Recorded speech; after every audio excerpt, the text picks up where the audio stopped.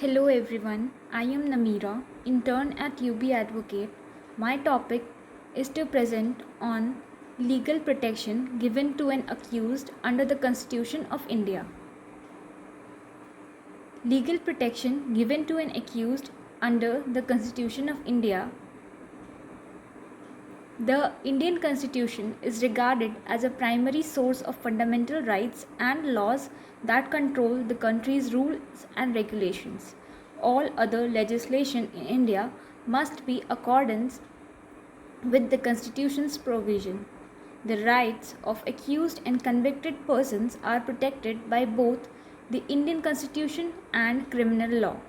The Indian Constitution offers legal protection to the accused person in order to protect an individual's fundamental rights and ensure that criminal law procedures are right, just, and fair, rather than repressive and arbitrary.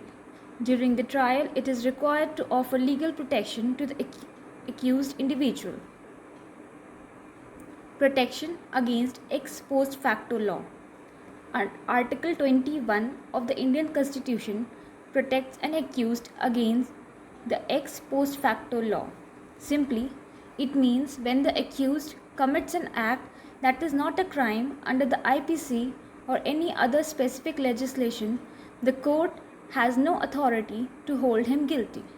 Ex post facto laws are prohibited under Article 11 of the Universal Declaration of Human Rights, which was adopted in 1948. However, this protection is only provided to the accused against conviction or sentence for a criminal offense, not against a legal trial. As a result, if an accused person trial is held under a different procedure after the commission of an act, it cannot be deemed unlawful ipso facto.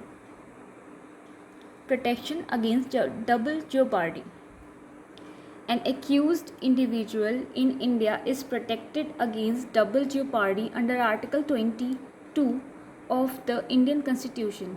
The doctrine of double jeopardy states that once a person has been committed of an offense, he cannot be prosecuted again for the same cause of action or for the same crime. Protection against self-incrimination. Article 22 of the Indian Constitution guarantees freedom from self-incrimination and testimony compulsion.